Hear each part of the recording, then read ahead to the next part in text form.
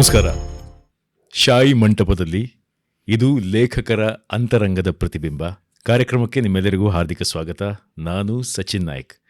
ಇವತ್ತು ನಮ್ಮ ಜೊತೆ ತೀರಾ ವಿಶಿಷ್ಟವಾದ ಲೇಖಕರು ಇದ್ದಾರೆ. ಅವರ ಬಗ್ಗೆ ಮಾತಾಡೋದಕ್ಕೆ ನನಗೆ ತುಂಬ ಹೆಮ್ಮೆ, ತುಂಬ ಗೌರವದ ಸಂಗತಿ ಕೂಡ. ನನ್ನೊಂದಿಗೆ ಸ್ವಾಗತಿಸಿ ಶ್ರೀ ರಮೇಶ್ ಶೆಟ್ಟಿಗಾರ್ ಮಂಜೇಶ್ವರ್ ಅವರನ್ನು. ಇವರು ಬಹಳ ಜನಪ್ರಿಯ ಲೇಖಕರು. ಕನ್ನಡದಲ್ಲಿ ಅನೇಕ ಪುಸ್ತಕಗಳನ್ನು ಬರೆದಿದ್ದಾರೆ.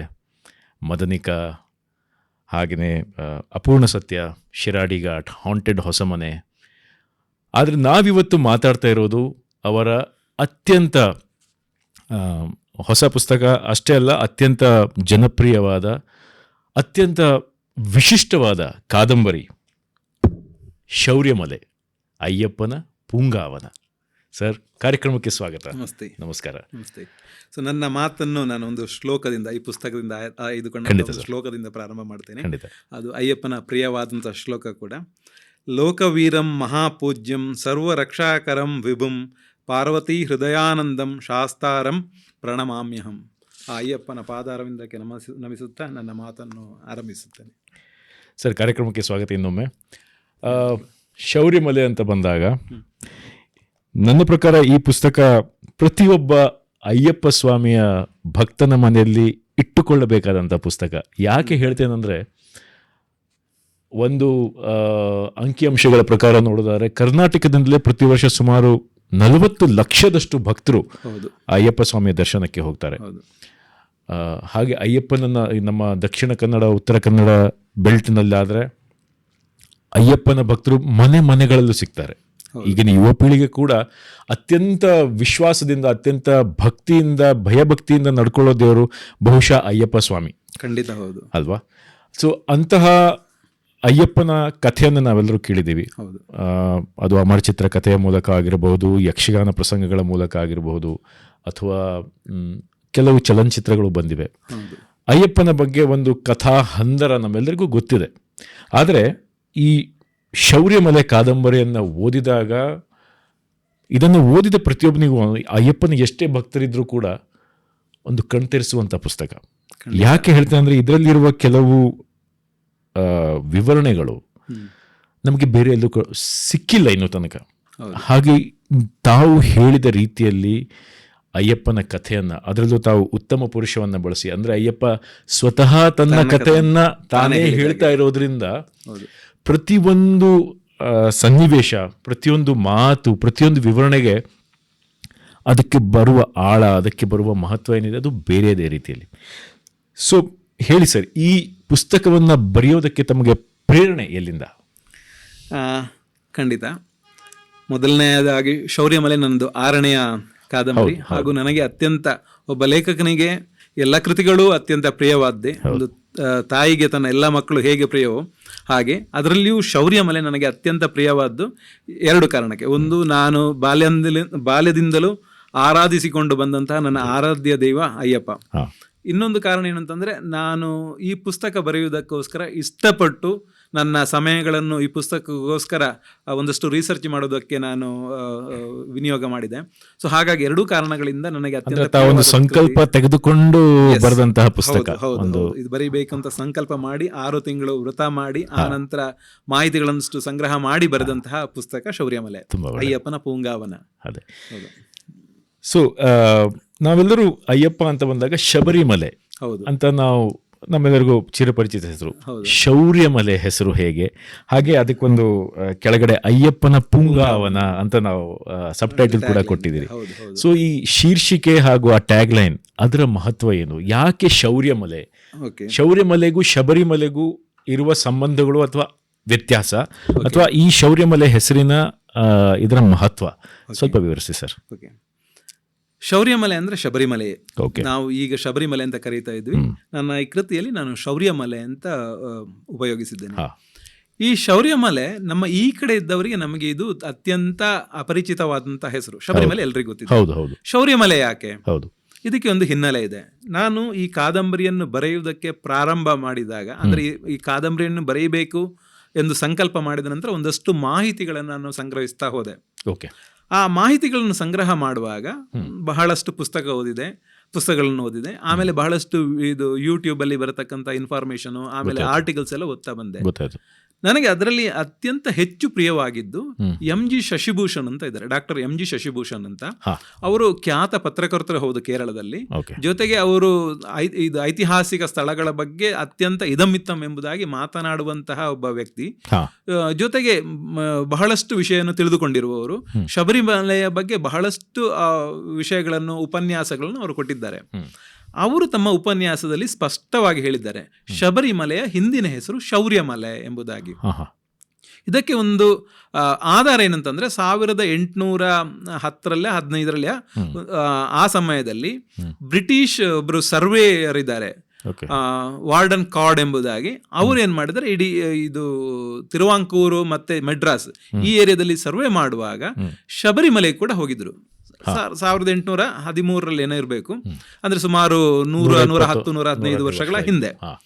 ಹಾಗೆ ಹೋದಾಗ ಅವರು ಶಬರಿಮಲೆಗೆ ಉಪಯೋಗಿಸುವಂತ ಪದ ಚೌರ್ಯಮಲಯಂ ಅಂತ, ಚೌರ್ಯಮಲೆ ಎಂಬುದಾಗಿ.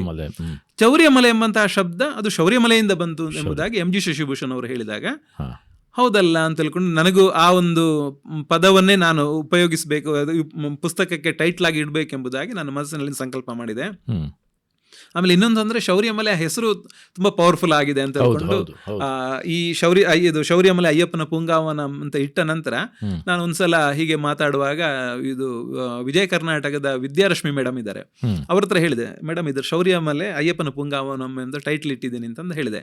ಆಗ ಅವ್ರು ಹೇಳಿದ್ರು, ರಮೇಶ್ ಇದು ತುಂಬಾ ಚೆನ್ನಾಗಿದೆ, ಆಮೇಲೆ ತುಂಬಾ ಪವರ್ಫುಲ್ ಇದೆ ಟೈಟ್ಲ್. ಸೊ ಹಾಗಾಗಿ ನಾನು ಕನ್ಫರ್ಮ್ ಆಗಿ ಇದೇ ಟೈಟ್ಲ್ ಅನ್ನು ಅವತ್ತಿಂದ ನಾನು ಇಟ್ಟೆ ಇದಕ್ಕೆ. ಸರಿ. ಆಮೇಲೆ ಈ ಶೌರ್ಯಮಲೆ ಯಾಕೆ ಕರೆದ್ರು ಅಥವಾ ಚೌರ್ಯಮಲೆ ಯಾಕೆ ಕರೆದ್ರು ಎಂಬುದಕ್ಕೆ ಒಂದು ಕಡೆ ನನಗೆ ಒಂದು ಸ್ವಲ್ಪ ಇನ್ಫಾರ್ಮೇಶನ್ ಸಿಕ್ತು. ಏನಂತಂದ್ರೆ, ಹಿಂದೆ ಶಬರಿಮಲೆ ಅಂದ್ರೆ ಶಬರಿಮಲೆ 18 ಬೆಟ್ಟಗಳ ಮಧ್ಯೆ ಇರತಕ್ಕಂತಹ ಒಂದು ಬೆಟ್ಟ. 18 ಬೆಟ್ಟಗಳಲ್ಲಿ ಶಬರಿಮಲೆ ಕೂಡ ಒಂದು. ಈ ಶಬರಿಮಲೆ ಇರತಕ್ಕಂತಹ ಸ್ಥಳಗಳಲ್ಲಿ ಹಿಂದೆ ಚವರಿ ಎಂಬಂತಹ ಒಂದು ಮೃಗ, ಅಂದ್ರೆ ಅದು ಜಿಂಕೆ ರೂಪದ ಒಂದು ಹಾಗೆ ಇರುವಂತದ್ದು, ಅದು ತುಂಬಾ ಓಡಾಡುತ್ತಿರುವ ಕಾರಣ ಆ ಏರಿಯಾಕ್ಕೆ ಚೌರಿಮಲಯಂ ಅಂತ ಹೆಸರಿಟ್ಟರು. ಅದು ಮುಂದೆ ಶೌರ್ಯಮಲೆ ಆಯಿತು ಅಂತ ಹೇಳ್ಕೊಂಡು ಕ್ರಮೇಣ ಅದನ್ನು ಏನು ಮಾಡಿದ್ರು, ಶಬರಿಗೆ ಈ ಹೆಸರನ್ನು ಅಟ್ಯಾಚ್ ಮಾಡಿ ಅದು ಶಬರಿಮಲೆ ಆಯಿತು ಎಂಬುದಾಗಿ ಒಂದು ನಂಬಿಕೆ ಇದೆ. ಆಕ್ಚುಲಿ ನೋಡಿದ್ರೆ ಶಬರಿಮಲೆ ಅಂದ್ರೆ ಈಗ ನಾವು ಶಬರಿ ಅಂತ ಏನು ಹೇಳ್ತೀವಿ, ಶಬರಿ ತಪಸ್ಸು ಮಾಡಿದಂತಹ ಜಾಗ ಶಬರಿಮಲೆ ಆಯ್ತು ಅಂತ ಹೇಳ್ಕೊಂಡು ನಾವೆಲ್ಲರೂ ನಂಬಿದ್ದೇವೆ. ಇವನ್ ಈ ಪುಸ್ತಕದಲ್ಲಿ ಕೂಡ ಅದನ್ನು ನಾನು ಪ್ರಸ್ತಾಪ ಮಾಡಿದ್ದೇನೆ. ಇದು ಶಬರಿ ಅಯ್ಯಪ್ಪನದ್ದು ಅಥವಾ ಧರ್ಮಶಾಸ್ತ್ರ ಮಣಿಕಂಠನದ್ದು ದರ್ಶನ ಆದ ನಂತರ ಅವರು ಮೋಕ್ಷ ಹೊಂದ್ತಾಳೆ. ಆ ನಂತರ ಅವಳ ಚಿತಾಭಸ್ಮವನ್ನು ಭಸ್ಮಕುಳದಲ್ಲಿ ಹಾಕಿದ್ದಕ್ಕೆ ಅದು ಭಸ್ಮಕುಳ ದಲ್ಕೊಂಡು ಏನು ಕರಿತೀವಿ ಅಲ್ಲೇ ಹಾಕಿದ್ರು ಎಂಬುದಾಗಿ. ಆದರೆ ರಾಮಾಯಣದಲ್ಲಿ ಬರತಕ್ಕಂತಹ ಶಬರಿಯೇ ಈ ಶಬರಿಯ ಎಂಬಂತಹ ಅದೊಂದು ಜಿಜ್ಞಾಸೆ ಬಹಳ ಜನರಿಗೆ ಇದೆ. ಯಾಕಂದ್ರೆ ಅದು ಕನ್ಫ್ಯೂಷನ್ ಕೂಡ ಇದೆ, ರಾಮಾಯಣದ ಶಬರಿಯೇ ಈ ಶಬರಿ ಕೂಡ ಅಂತ. ಆದ್ರೆ ಆ ಕಾಲಘಟ್ಟವೇ ಬೇರೆ, ಈ ಕಾಲಘಟ್ಟವೇ ಬೇರೆ ಎಂಬುದಾಗಿ. ಹೌದು. ಇದು ಶಬರಿಮಲೆ ಇರುವಂತದ್ದು ಕೇರಳದ ದಕ್ಷಿಣದ ತುಂಬಾ ದಕ್ಷಿಣ ಅಲ್ಲ, ಸ್ವಲ್ಪ ಮೇಲ್ಭಾಗದಲ್ಲಿ ಇರುವಂತದ್ದು. ಶ್ರೀರಾಮಚಂದ್ರ ಲಕ್ಷ್ಮಣ ಸಮೇತ ಸೀತೆಯನ್ನು ಹುಡುಕ್ತಾ ಹೋದಾಗ ಆಗ ಸಿಕ್ಕಿದಂತಹ ಶಬರಿ ರಾಮನ ದರ್ಶನ ಆದ ನಂತರ ಮೋಕ್ಷವನ್ನು ಹೊಂದುತ್ತಾಳೆ. ಹೌದು. ಮೋಕ್ಷವನ್ನು ಹೊಂದಿದಂತಹ ಶಬರಿ ಮತ್ತೆ ಇಲ್ಲಿ ಕೇರಳದಲ್ಲಿ ಹುಟ್ಟಲಿಕ್ಕೆ ಸಾಧ್ಯ ಇಲ್ಲ. ಮತ್ತೆ ಆ ಜಾಗ ಕೂಡ ಈಗಿನ ಕಿಷ್ಕಿಂದೆ ಪಂಪಾ ನದಿ ಮಾತಂಗ ಮುನಿಗಳ ಆಶ್ರಮದಲ್ಲಿ ಇದ್ದದ್ದು ಶಬರಿ. ಹೌದು. ಆದ್ರೆ ಒಂದು ವಿಶೇಷ ಏನಂತಂದ್ರೆ, ಶೌರ್ಯಮಲೆ, ಈಗ ನಾವು ಶೌರ್ಯಮಲೆಯಲ್ಲಿ ಕೂಡ ಹೆಸರಿದೆ, 18 ಬೆಟ್ಟಗಳು ಅಂತ ಏನು ಹೇಳ್ತೀವಿ ನಾವು, ಅಯ್ಯಪ್ಪನ ಪುಂಗಾವನ ಅಂತ. ಆ 18 ಬೆಟ್ಟಗಳಲ್ಲಿ ಮಾತಂಗ ಮಲೆ ಕೂಡ ಒಂದು. ಕೇರಳದಲ್ಲಿ ಕೂಡ ಒಂದು ಮಾತಂಗ ಮಲೆ. ಬಹುಶಃ ಆ ಮಾತಂಗ ಮಲೆ ಮತ್ತೆ ಶಬರಿಯನ್ನು ಕನೆಕ್ಟ್ ಮಾಡಿ ಇದಕ್ಕೆ ಶಬರಿಮಲೆ ಅಂತ ಹೆಸರಿಟ್ಟಿರಬೇಕು. ಬಹುಶಃ ಇಲ್ಲಿ ಶಬರಿಮಲೆ ಅಂತಂದ್ರೆ ಅಲ್ಲಿ ಶಬರರು ಅಂತಂದ್ರೆ ಬೇಡರು, ಆಮೇಲೆ ಅಲ್ಲಿಯ ಮೂಲ ನಿವಾಸಿಗಳು, ಆದಿವಾಸಿಗಳು ಅಥವಾ ಮೂಲ ನಿವಾಸಿಗಳು ಇದ್ರು. ಬಹುಶಃ ಅವರಲ್ಲಿ ಯಾರೋ ಒಬ್ರು ಸನ್ಯಾಸಿ ಆ ಬೆಟ್ಟದಲ್ಲಿ ನೆಲೆಸಿ ಅವಳು ತಪಸ್ಸು ಮಾಡಿ ಮಣಿಕಂಠನದ ಅಥವಾ ಧರ್ಮಶಾಸ್ತ್ರನ ದರ್ಶನ ಮಾಡಿದ ನಂತರ ಮೋಕ್ಷವನ್ನು ಹೊಂದಿರಬಹುದು. ಬಹುಶಃ ಅವಳನ್ನು ಕೂಡ ಶಬರಿ ಅಂತ ಇವರು ಕರೆದಿರ್ತಾರೆ. ಆ ಕಾರಣಕ್ಕೆ ಅದು ಶಬರಿಮಲೆ ಎಂಬಂತ ಹೆಸರು ಕ್ರಮೇಣ ಬಂತು ಎಂಬುದಾಗಿ ನಾನು ನನ್ನ ಪುಸ್ತಕದಲ್ಲಿ ಪ್ರಸ್ತಾವ ಮಾಡಿದ್ದೇನೆ ಈ ಕಾದಂಬರಿಯಲ್ಲಿ. ಅಂದ್ರೆ ಶಬರಿ ಅನ್ನೋದೊಂದು ಹೆಸರನ್ನೋಕ್ಕಿಂತ ಒಬ್ಬಳು ಆ ಶಬರರ ಜಾತಿಗೆ ಸೇರಿದ ಒಬ್ಬಳು ಯಾರೋ ವೃದ್ಧೆನೋ ಅಥವಾ ಸನ್ಯಾಸಿನೋ ಯಾರೋ ಅವಳಿಗೆ ಶಬರಿ ಅಂತ ಒಂದು ಹೆಸರು ಕೊಟ್ಟಿದ್ದಾರೆ. ಆಮೇಲೆ MG ಶಶಿಭೂಷಣ್ ಅವರದನ್ನು ಕೂಡ ಹೇಳಿದ್ರು. ಈಗ ಕೆಲವೊಂದು ಕಡೆಗಳಿಗೆ ಆ ದೇವಸ್ಥಾನದ ಅಥವಾ ಆ ಪುಣ್ಯಕ್ಷೇತ್ರದ ಪುಣ್ಯ ಇನ್ನಷ್ಟು ವೃದ್ಧಿಸುವುದಕ್ಕೆ ವಿಶೇಷವಾದಂತಹ ವ್ಯಕ್ತಿಗಳ ಜೊತೆಗೆ ನಾವೊಂದು ಅದ್ರ ಜೊತೆಗೆ ಒಂದು ಹೆಸರನ್ನು ತರ್ತೀವಿ, ಜೋಡಿಸ್ತೇವೆ ಎಂಬುದಾಗಿ. ಬಹುಶಃ ಶಬರಿಯನ್ನು ಕೂಡ ಅದೇ ಕಾರಣಕ್ಕೆ ಜೋಡಿಸಿದ ಕಾರಣ ಇಲ್ಲಿ ಶಬರಿಮಲೆ ಅಂದ್ರೆ ಶಬರಿ ತಪಸ್ಸು ಮಾಡಿದಂತಹ ಜಾಗ ಎಂಬುದಾಗಿ ಹೇಳಿರುವ ಸಾಧ್ಯತೆ ಇರುತ್ತೆ ಎಂಬುದಾಗಿ. ಆಮೇಲೆ ಅಯ್ಯಪ್ಪನ ಪೂಂಗಾವನಂ, ಅಯ್ಯಪ್ಪ ಗೊತ್ತಿದ್ದಂತ ಹೆಸರು. ಪೂಂಗಾವನ ಅಂತಂದ್ರೆ ಮಲಯಾಳಮಲ್ಲಿ ಪೂಂಗಾವನಂ ಅಂತ ಹೇಳ್ತೀವಿ. ಪೂಂಗಾವನಂ ಅಂತಂದ್ರೆ ಹೂವಿನ ವನ. ವನ ಅಂದ್ರೆ ತೋಟನ ಆಗುತ್ತೆ, ಇದು ಉಪವನ ಆಗುತ್ತೆ, ಕಾಡು ಆಗುತ್ತೆ. ಅದು ಹೂವಿನ ತೋಟ ಅಥವಾ ಹೂವಿನ ಕಾಡು. ಶಬರಿಮಲೆಯಲ್ಲಿ ಈಗಲೂ ಕೂಡ ನೀವು ಶಬರಿಮಲೆಯಲ್ಲಿ ಹೋದಾಗ ಅಯ್ಯಪ್ಪಂಡೆ ಪೂಂಗಾವನಂ ಅಂತ ಎಂಬುದಾಗಿ ಬೋರ್ಡ್ ಎಲ್ಲ ಕಡೆಯಲ್ಲಿದೆ. ಈ 18 ಬೆಟ್ಟಗಳನ್ನು ಸೇರಿಸಿ ಅದನ್ನು ಅಯ್ಯಪ್ಪನ ಪೂಂಗಾವನಂ ಎಂಬುದಾಗಿ ಕರೆದಿದ್ದಾರೆ. ಸೊ ನನ್ನ ಕಾದಂಬರಿಯಲ್ಲಿ ಬರುವಂತದ್ದು ಕೂಡ ಈ 18 ಬೆಟ್ಟಗಳ ಸುತ್ತ ನನ್ನ ಈ ಕತೆ ನಡೆಯುವ ಕಾರಣ ಇದಕ್ಕೆ ಶೌರ್ಯಮಲೆ ಅಯ್ಯಪ್ಪನ ಪೂಂಗಾವನಂ ಎಂಬಂತಾಗಿ ಸಬ್ ಟೈಟ್ಲ್ ಇಟ್ಟೆ ನಾನು. ತುಂಬಾ ಚೆನ್ನಾಗಿದೆ ಸರ್. ಯಾಕಂದ್ರೆ ನೀವು ಹೇಳಿದಾಗನೆ ಪ್ರತಿಯೊಬ್ಬ ಓದುಗರು ಅನ್ಸೋದು ಶೌರ್ಯಮಲೆ ಅಂದ ಕೂಡಲೇ ಅದು ಮನಸ್ಸಿನಲ್ಲೇ ಒಂದು ರೀತಿಯ ಇದು ಉಕ್ಕತ್ತೆ, ನಮಗೆ ಉತ್ಸಾಹ ಉಕ್ಕತ್ತೆ ಪುಸ್ತಕನ ಓದಬೇಕು ಅಂತೇಳಿ. ಹಾಗೇನೆ ಅಯ್ಯಪ್ಪನ ಜೊತೆ ನಾವು ತಕ್ಷಣಕ್ಕೆ ಒಂದು ಅಯ್ಯಪ್ಪ ಅಂದ್ಕೊಳ್ಳೆ ನೆನಪಿಗೆ ಬರೋದು ತತ್ವಂ ಅಸಿ. ಹೌದು, ತತ್ವಮಸಿ. ಈ ತತ್ವಮಸಿ ಅಂದ್ರೆ ಏನು, ಹಾಗೇನೆ ಅಯ್ಯಪ್ಪನಿಗೂ ಈ ತತ್ವಮಸಿಗೂ ಇರುವ ಸಂಬಂಧ, ಅದ್ರ ಬಗ್ಗೆ ಸ್ವಲ್ಪ ವಿವರಣೆ ಕೊಡಿ ಸರ್. ಖಂಡಿತ. ನಾವು ಅಯ್ಯಪ್ಪನ ದೇವಸ್ಥಾನಕ್ಕೆ ಹೋದಾಗ ಆಲ್ಮೋಸ್ಟ್ ಈಗ ನಾವು ಜಾಳಹಳ್ಳಿಯಲ್ಲಿ ಕೂಡ ಅಯ್ಯಪ್ಪನ ದೇವಸ್ಥಾನದಲ್ಲಿ ಹೋದಾಗ ಎದುರುಗಡೆ ತತ್ವಮಸಿ ಅಂತ ಹಾಕಿದ್ದಾರೆ. ಬಹುಶಃ ಬೇರೆ ಎಲ್ಲಿ ಕೂಡ ನಾನು ನೋಡ್ಲಿಲ್ಲ, ಇದ್ರೂ ಇರಬಹುದು ಏನೋ ಗೊತ್ತಿಲ್ಲ. ಆದ್ರೆ ತತ್ವಮಸಿ ಎಂಬಂತ ಒಂದು ಪದವನ್ನು ಬೇರೆ ಯಾವುದೇ ದೇವಸ್ಥಾನದಲ್ಲಿ ಇಲ್ಲ, ನಾನು ಕಂಡಿಲ್ಲ. ಶಬರಿಮಲೆಯಲ್ಲಿದೆ, ಅಯ್ಯಪ್ಪನ ದೇವಸ್ಥಾನಗಳಲ್ಲಿದೆ. ತತ್ವಮಸಿಗೆ ಕನೆಕ್ಟೆಡ್ ಆಗಿ ಈ ಪುಸ್ತಕದ ಒಂದು ಮುಖಪುಟದಲ್ಲಿ ಒಂದು ನೀವು ಕಾಣಬಹುದು. ಹಿಂದೆ ಧರ್ಮಶಾಸ್ತ್ರ, ಎದುರುಗಡೆ ಮಣಿಕಂಠ. ಇದೇ ಮಣಿಕಂಠ ಹೋಗಿ ಧರ್ಮಶಾಸ್ತ್ರನ ಒಟ್ಟಿಗೆ ಐಕ್ಯ ಆಗುವುದು. ಮಲಯಾಳಮಲ್ಲಿ ವಿಳಯ ಪ್ರಾಪ್ತಿ ಅಂತ ಹೇಳ್ತಾರೆ. ಮಣಿಕಂಠ ಹೋಗಿ ಧರ್ಮಶಾಸ್ತ್ರನಲ್ಲಿ ಐಕ್ಯ ಆಗುವುದು. ಇದರ ಬಗ್ಗೆ ನಾವು ಆಮೇಲೆ ಮಾತಾಡೋಣ. ಅದು ಒಂದು ಕಾನ್ಸೆಪ್ಟ್ ಇದ್ರ ತತ್ವಮಸಿಯದ್ದು. ತತ್ವಮಸಿ ಅಂದ್ರೆ ಏನು? ತತ್ವಂ ಅಸಿ, ಇದು ಛಂದೋಪಾಖ್ಯಾನದಲ್ಲಿ ಇರುವಂತದ್ದು, ನಮ್ಮ ಉಪನಿಷತ್ತುಗಳಲ್ಲಿ ಇರುವಂತಹ ಒಂದು ಪದ. ಇದು ಅದ್ವೈತ ಮತಕ್ಕೆ ಸಂಬಂಧಪಟ್ಟಿದ್ದು. ತತ್ವಂ ಅಸಿ ಅಂತಂದ್ರೆ ಯು ಆರ್ ದ್ಯಾಟ್, ಅದೇ ಆಗಿದ್ಯಾ. ಅದೇ ಅಂದ್ರೆ ಯಾರು? ಭಗವಂತ. ಅಂದ್ರೆ ಆತ್ಮ ಮತ್ತೆ ಪರಮಾತ್ಮನಿಗೆ ಇದ್ದಂತಹ ಸಂಬಂಧವೇ ತತ್ವಮಸಿ.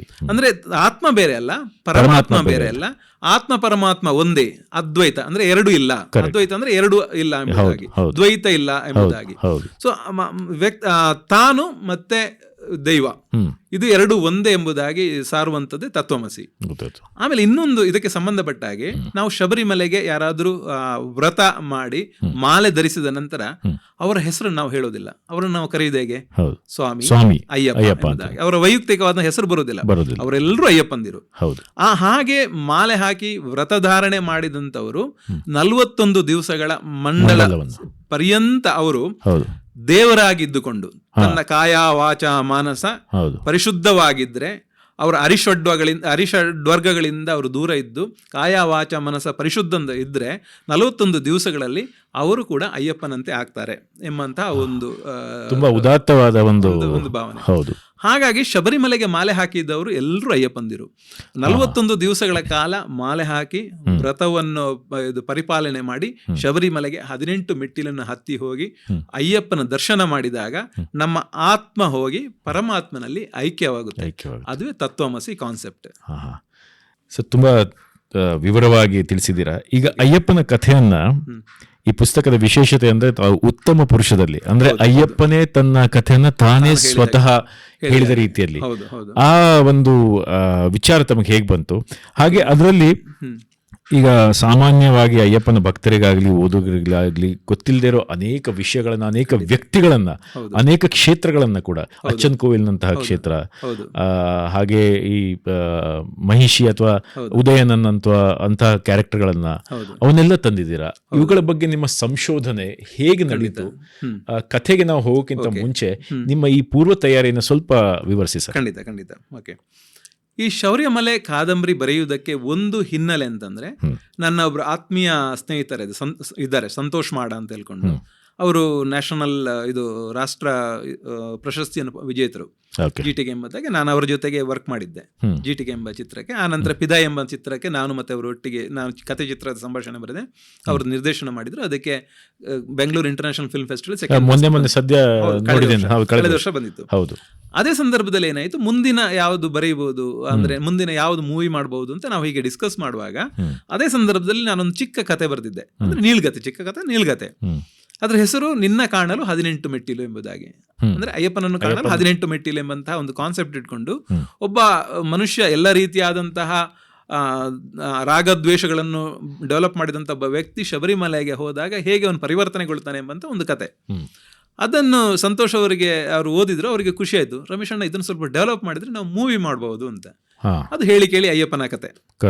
ಅದನ್ನು ನಾವು ಮೂವಿ ಮಾಡಬೇಕಿದ್ರೆ ನಾನು ಅದರ ಒಳಗೆ ಇಳಿಬೇಕು, ಮಾಹಿತಿ ಸಂಗ್ರಹ ಮಾಡಬೇಕು.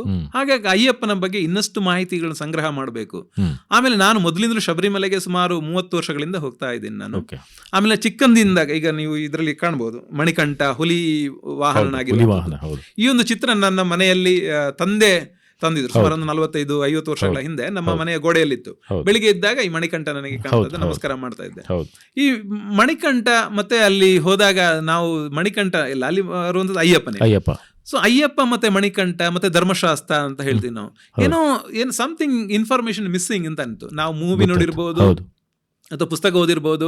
ಅಯ್ಯಪ್ಪ ಅಂದ್ರೆ ಯಾರು? ಹುಲಿ ವಾಹನ. ಆಮೇಲೆ ಇದು 18 ಅಲ್ಲಿ ಶಬರಿಮಲೆಯಲ್ಲಿ ಅವನು ದೇವಸ್ಥಾನ ಮಾಡ್ತಾನೆ ಅಂತ ಹೇಳ್ಕೊಂಡು. ಆದ್ರೆ ಅದಕ್ಕಿಂತ ಬಿಯಾಂಡ್ ಒಂದು ಸ್ಟೋರಿ ಇರಬೇಕು ಶಬರಿಮಲೆಯ ಬಗ್ಗೆ ಎಂಬುದಂತ ಇನ್ಫಾರ್ಮೇಶನ್ ನನಗೆ ಸಿಕ್ತು. ಸೊ ಹಾಗಾಗಿ ನಾನು ಒಂದಷ್ಟು ಈ ಶಬರಿಮಲೆಗೆ ಸಂಬಂಧಪಟ್ಟ ಇನ್ಫಾರ್ಮೇಶನ್ ಸಿಗ್ಬೇಕಿದ್ರೆ ಮಲಯಾಳಂ ಇದು ಮೀಡಿಯಾಗಳಲ್ಲಿ ಜಾಸ್ತಿ ಸಿಗುತ್ತೆ ನಿಮಗೆ. ಮಲಯಾಳಂ ಪುಸ್ತಕಗಳಿರ್ಬೋದು ಅಥವಾ ಮಲಯಾಳಂ ಯೂಟ್ಯೂಬ್ ಅಥವಾ ಅವ್ರದ್ದು ಆರ್ಟಿಕಲ್ಸ್, ಇದರ ಬಗ್ಗೆ ಎಲ್ಲ ಉಪನ್ಯಾಸಗಳೆಲ್ಲ. ಸೊ ಅದನ್ನೆಲ್ಲ ಒಂದಷ್ಟು ನಾನು ಸಂಗ್ರಹ ಮಾಡ್ಕೊಂಡು ಇದು ಹೋದಾಗ ನನಗೆ ಒಂದು ಪುಸ್ತಕ ತುಂಬಾ ಹಿಡಿಸಿದ್ದು ಅಂದ್ರೆ ವುಮೆನ್ ಅಂಡ್ ಶಬರಿಮಲಾ ಅಂತ ಹೇಳ್ಕೊಂಡು, ಇದನ್ನು ಸೀನು ಜೋಸೆಫ್ ಅವರು ಬರೆದಿದ್ದು. ಹೌದು. ಈ ಪುಸ್ತಕದಲ್ಲಿ ಏನ್ ಮಾಡಿದ್ದಾರೆ ಅಂತಂದ್ರೆ, ಇವರು ಷಡ್ಕ್ಷೇತ್ರ ದರ್ಶನ ಮಾಡಿದ್ದಾರೆ. ಕ್ರೈಸ್ತ ಮಹಿಳೆ ಅಂತ ಆದ್ರೆ ಇವರು ಅಯ್ಯಪ್ಪನ ಬಗ್ಗೆ ತುಂಬಾ ಭಕ್ತಿ ಭಾವದಿಂದ ಈ ಪುಸ್ತಕವನ್ನು ಬರೆದಿದ್ದಾರೆ. ಇದರಲ್ಲಿ ಏನ್ ಮಾಡಿದ್ದಾರೆ ಅಂತಂದ್ರೆ, ಅವ್ರು ಷಡ್ಕ್ಷೇತ್ರ ದರ್ಶನ ಮಾಡ್ಕೊಂಡು ಬಂದು ನಮ್ಮ ಬೇರೆ ಬೇರೆ ಕುಂಡಲಿನಿಯ ಬೇರೆ ಬೇರೆ ಚಕ್ರಗಳು ಹೇಗೆ ಆಕ್ಟಿವೇಟ್ ಆಗುತ್ತೆ, ಶಬರಿಮಲೆಯಲ್ಲಿ ಹೋದಾಗ ಆಜ್ಞಾ ಚಕ್ರ ಆಕ್ಟಿವೇಟ್ ಆಗುತ್ತೆ ಎಂಬುದಾಗಿ, ಆಮೇಲೆ ಮಹಿಳೆಯರು ಶಬರಿಮಲೆಗೆ ಯಾಕೆ ಹೋಗ್ಬಾರ್ದು ಎಂಬ ಒಂದು ಕಾನ್ಸೆಪ್ಟ್ ಅನ್ನು ಸಪೋರ್ಟ್ ಮಾಡಿ ಈ ಪುಸ್ತಕ ಬರೆದಿದ್ದಾರೆ. ಈಗ ನೀವು ಷಟ್ಕ್ಷೇತ್ರಗಳು ಅಂತ ಹೇಳಿದ್ರೆ ಅವು ಯಾವ್ಯಾವ ಕ್ಷೇತ್ರಗಳು? ಅವೆಲ್ಲವೂ ಕೇರಳದಲ್ಲೇ ಇವೆಯಾ? ಅದರಲ್ಲಿ ಒಂದು ತಮಿಳುನಾಡಲ್ಲಿದೆ. ಇವರು ಆಕ್ಚುಲಿ ಮಾಡ್ಕೊಂಡು ಫಸ್ಟ್ ಬರೆದಿದ್ರು. ಈ ಪುಸ್ತಕ ನನಗೆ ಪ್ರೇರಣೆ ಮಾಡಿದೆ. ಸೊ ಷಡ್ಕ್ಷೇತ್ರ ದರ್ಶನಗಳಲ್ಲಿ ನಾನು ಫಸ್ಟ್ ಹೋಗಿದ್ದು, ನಾನು ಮತ್ತೆ ಸಂತೋಷ್ ಮಾಡ, ನಮ್ಮ ಆತ್ಮೀಯರು, ನಾವಿಬ್ರು ಹೋದ್ವಿ. ಫಸ್ಟ್ ನಾವು ಸೋರಿಮುತ್ತು ಅಯ್ಯನಾರಿಗೆ ಹೋದ್ವಿ. ಅದು ತಮಿಳುನಾಡು. ಅದೊಂದು ಮಾತ್ರ ಪರಶುರಾಮರು ಸ್ಥಾಪಿಸಿದ ಕ್ಷೇತ್ರ ಅಲ್ಲ. ಪರಶುರಾಮ ಕ್ಷೇತ್ರಗಳು. ಅದು ಅಗಸ್ತ್ಯರು ಸ್ಥಾಪನೆ ಮಾಡಿದಂತಹ ಕ್ಷೇತ್ರ. ಅದು ಮೂಲಾಧಾರಕ್ಕೆ ಸಂಬಂಧಪಟ್ಟದ್ದು. ಅಲ್ಲಿಂದ ಮತ್ತೆ ಅಯ್ಯಪ್ಪ ಬಾಲಕನ ಇದು ಅಯ್ಯಪ್ಪ ಸಂಸಾರಿ ಆಗಿರತಕ್ಕಂತ ಒಂದು ಕ್ಷೇತ್ರವೇ ಅಚ್ಚನ್ ಕೋವಿಲ್ ಅಂತ. ಅದು ಇದು ಕೊನ್ನಿ ಪರ್ವತ, ಕೊನ್ನಿಯೂರು ಅಲ್ಲಿ ಹತ್ರ ಇದು ಬರಬೇಕು, ಕೇರಳ ಮತ್ತೆ ತಮಿಳುನಾಡು ಬಾರ್ಡರ್ ಅಲ್ಲಿ ಇದೆ ಅದು. ಆಮೇಲೆ ಥಿಕ್ ಫಾರೆಸ್ಟ್, ಸಂಪೂರ್ಣವಾದಂತಹ ಅರಣ್ಯದಿಂದ ಆವೃತವಾದಂತಹ ಜಾಗ. ಅಲ್ಲಿಗೆ ನಿಮ್ಗೆ ಎಲ್ಲಾ ಟೈಮಲ್ಲಿ ಹೋಗ್ಲಿಕ್ಕೆ ಆಗಲ್ಲ. ಬೆಳಿಗ್ಗೆ ಮತ್ತೆ ಸಂಜೆ ಹೋದಾಗ ನಿಮ್ಗೆ ದಾರಿಯಲ್ಲಿ ನಿಮ್ಮನ್ನು ಆನೆಗಳು ವೆಲ್ಕಮ್ ಮಾಡಬಹುದು ಅಚ್ಚನ್ ಕೋವಿಲಿಗೆ. ಸೊ ಹಾಗಾಗಿ ಆ ದೇವಸ್ಥಾನ ಕೂಡ ಅಲ್ಲಿ ಜಾಸ್ತಿ ಜನ ಹೋಗಲ್ಲ, ಕಾಡಿನ ಮಧ್ಯೆ ಇರತಕ್ಕಂತಹ ದೇವಸ್ಥಾನ. ಅಲ್ಲಿಗೂ 18 ಮೆಟ್ಟಿಲಿದೆ. ಸೊ ಅಲ್ಲಿಗೆ ನಾವು ಹೋದ್ವಿ. ನಮಗೆ ಒಳ್ಳೆ ದರ್ಶನ ಅಲ್ಲಿ ಆಯ್ತು. ಅಚ್ಚನ್ ಕೋವಿಲದ್ದು ಒಂದು ವಿಶೇಷ ಅಂತಂದ್ರೆ, ಅದು ಕೂಡ ಪರಶುರಾಮರು ಸ್ಥಾಪನೆ ಮಾಡಿದಂತಹ ದೇವಸ್ಥಾನ. ಆ ದೇವಸ್ಥಾನದಲ್ಲಿ ಈಗಲೂ ಕೂಡ ಪರಶುರಾಮರು ತಂದಂತಹ ಅಲ್ಲಿ ರುದ್ರಾಕ್ಷಿ ಶಿಲೆ ಎಂಬಂತಹ ಒಂದು ಶಿಲೆಯಿಂದ ಮಾಡಿದಂತಹ ವಿಗ್ರಹ ಇರುವಂತದ್ದು. ಅದನ್ನು ಪರಶುರಾಮರೇ ಸ್ವತಃ ಹಿಮಾಲಯದಿಂದ ಹೋಗಿ ತಂದಂತಹ ವಿಗ್ರಹ ಅಂತೆ ಅಲ್ಲಿ ಅವರು ಸ್ಥಾಪನೆ ಮಾಡ್ತಾರೆ ಅಚ್ಚನ್ ಕೋವಿಲಲ್ಲಿ. ಆ ವಿಗ್ರಹಕ್ಕೆ ನಾವು ಆ ವಿಗ್ರಹದಲ್ಲಿ ಅಯ್ಯಪ್ಪನ ಕೈಯಲ್ಲಿ ಇದು ಗಂಧ ಇರುತ್ತೆ. ಅರೆದಂತಹ ಗಂಧ. ಆ ಗಂಧದ ಜೊತೆಗೆ ಅಲ್ಲಿ ಸಿಗದಂತಹ ಬಾವಿಯಲ್ಲಿ ಸಿಗತಕ್ಕಂತಹ ತೀರ್ಥದ ಮೂಲವನ್ನು ಬೆರೆಸಿ ಕೊಟ್ರೆ ಯಾವುದೇ ವಿಷ ಜಂತು ಕಡಿದ್ರೆ, ಅಂದ್ರೆ ಹಾವು ಕಡಿದಂತಹ ಆ ವಿಷ ಇದರನ್ನು ಕೊಟ್ಟಾಗ ಅದು ಕಡಿಮೆ ಆಗುತ್ತೆ, ವಿಷದ ಪ್ರಭಾವ ಕಡಿಮೆ ಆಗ್ತದೆ.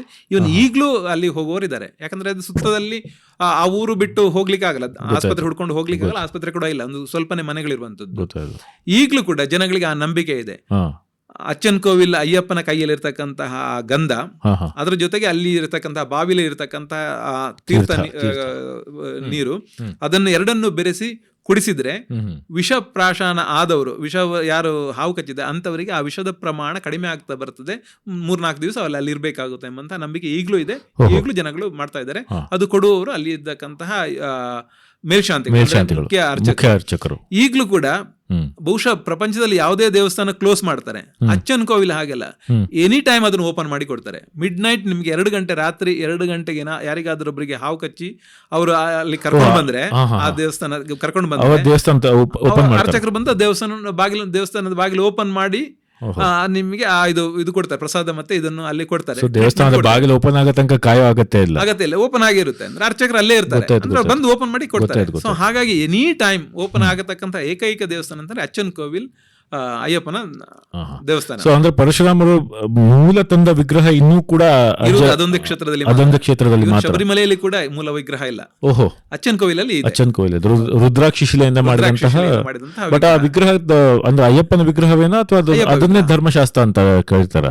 ಅವನನ್ನ ಅಯ್ಯಪ್ಪ ಧರ್ಮಶಾಸ್ತ್ರನೇ, ಅಲ್ಲಿ ಇರುವಂತಹ ಧರ್ಮಶಾಸ್ತ್ರ. ಆದ್ರೆ ಧರ್ಮಶಾಸ್ತ್ರ ಇಲ್ಲಿ ಸಂಸಾರಿಯಾಗಿದ್ದಾನೆ. ಪೂರ್ಣ ಮತ್ತೆ ಪುಷ್ಕಳ ಎಂಬಂತಹ ಇಬ್ರು ಪತ್ನಿಯರಿದ್ದಾರೆ. ಇಬ್ರು ಪತ್ನಿಯ ಸಮೇತ ಇರತಕ್ಕಂತಹ ಧರ್ಮಶಾಸ್ತ್ರ, ಸಂಸಾರಿ ಧರ್ಮಶಾಸ್ತ್ರ. ಅಲ್ಲಿಂದ ನಾವು ಮತ್ತೆ ಹೋಗಿದ್ದು ಆರ್ಯಂಗಾವ್ ಅಂತ ಹೇಳ್ಕೊಂಡು. ಆರ್ಯಂಗಾವಲ್ಲಿ ಅಯ್ಯಪ್ಪ ಇರುವಂತದ್ದು ಆರ್ಯಂಗಾವಲ್ಲಿ ಅವನು ಯುವಕನಾಗಿರುವಂತದ್ದು. ಅಂದ್ರೆ ಅವನು ಆನೆಯ ಮೇಲೆ ಇದ್ದಾನೆ. ಈಗ ಇದು ಅಯ್ಯಪ್ಪನ ಧರ್ಮಶಾಸ್ತ್ರನ ವಾಹನ ಯಾವ್ದು ಅಂತಂದ್ರೆ ಹುಲಿ ಅಂತ ನಾವು ಹೇಳ್ತೀವಿ. ಆಕ್ಚುಲಿ ಹುಲಿ ಅಲ್ಲ, ಧರ್ಮಶಾಸ್ತ್ರನ ವಾಹನ ಕುದುರೆ ಮತ್ತೆ ಆನೆ. ಆರ್ಯಂಗಾವಲ್ಲಿ ಅವನು ಅಯ್ಯಪ್ಪ ಆನೆ ಮೇಲೆ ಕೂತ್ಕೊಂಡಿದ್ದಾನೆ. ಇದು ಆರ್ಯಂಗಾವ್ ಅಂತಂದ್ರೆ ಆರ್ಯನ ಇರತಕ್ಕಂಥ ಕಾವು ಅಂದ್ರೆ ಚಿಕ್ಕ ದೇವಸ್ಥಾನ. ಸೊ ಆರ್ಯನ ದೇವಸ್ಥಾನವೇ ಆರ್ಯಂಗಾವು. ಅಲ್ಲಿ ಧರ್ಮಶಾಸ್ತ್ರನೊಟ್ಟಿಗೆ ಇರುವವಳು ಅವನ ಸಂಗಾತಿ ಪುಷ್ಕಳೆ. ಹೆಂಡತಿ ಅಲ್ಲ, ಇನ್ನೂ ಮದುವೆ ಆಗಿಲ್ಲ. ಇಲ್ಲಿ ಒಂದು ಇಂಟ್ರೆಸ್ಟಿಂಗ್ ಸ್ಟೋರಿ ಇದೆ, ಬಹುಶಃ ಅದು ಆರ್ಯಂಗಾವ್ ಇರತಕ್ಕಂತಹ ಧರ್ಮಶಾಸ್ತ್ರನಿಗೆ ಅವನ ಯಾರು ಸಂಗಾತಿ ಇದ್ದಾರೆ, ಅದರ ಹಿಂದೆ ಒಂದು ಕತೆ ಇದೆ. ಅಲ್ಲಿ ಇದು ಸೌರಾಷ್ಟ್ರದವರು ಒಂದ್ಸಲ, ಸೌರಾಷ್ಟ್ರದ ಒಬ್ಬ ವ್ಯಾಪಾರಿ ಮಧುರೆಯಿಂದ ಅಲ್ಲಿಗೆ ಬರ್ತಾನೆ. ಬಂದಾಗ ತನ್ನ ಮಗಳು ಪುಷ್ಕಳೆ ಅವಳು ಅಲ್ಲೇ ಉಳಿತಾಳೆ. ಇವನು ವ್ಯಾಪಾರಿ ಮುಂದೆ ಬೇರೆ ಕಡೆಗೆ ಹೋಗಿ ಬರ್ತಾನೆ, ಮುಂದುವರಿಸ್ತಾನೆ. ಆ ಪುಷ್ಕಳೆಗೆ ಅಯ್ಯಪ್ಪನ ಧರ್ಮಶಾಸ್ತ್ರನಲ್ಲಿ ಒಂದು ರೀತಿಯಾದಂತಹ ಪ್ರೇಮ, ಒಂದು ಅಟ್ರಾಕ್ಷನ್ ಇದಾಗುತ್ತೆ.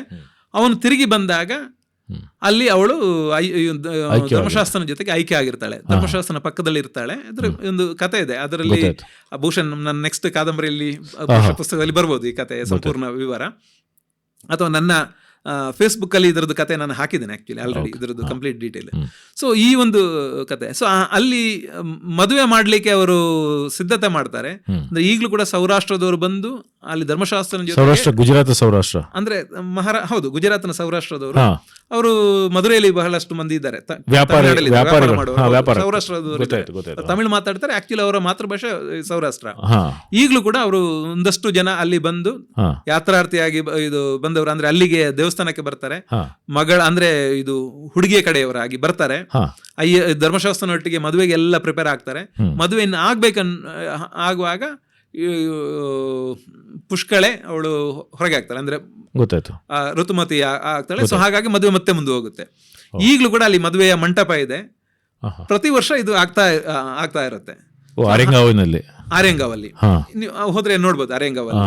ಅಲ್ಲಿ ಅವನು ಯಾವುದು ಆನೆ ಮೇಲೆ ಕೂತಂತಹ ಧರ್ಮಶಾಸ್ತ್ರ ವಿದ್ ಗೊತ್ತಾಯ್ತು, ನಾವು ನಮ್ಮ ಇಂಗ್ಲಿಷ್ ಅಲ್ಲಿ ಗರ್ಲ್ ಫ್ರೆಂಡ್ ಇರುವವರು, ಸಂಗಾತಿ. ಇದು ಆರ್ಯಂಗಾವ್. ನಂತರ ಹೋದಂತ ಕ್ಷೇತ್ರ ಕುಳತ್ತುಪಲೈ. ಅದನ್ನು ಮಲಯಾಳಿಗಳು ಡಿಫ್ರೆಂಟ್ ಆಗಿ ಹೇಳ್ತಾರೆ. ಕುಳತ್ತುಪಲೈ ಅಂತಂದ್ರೆ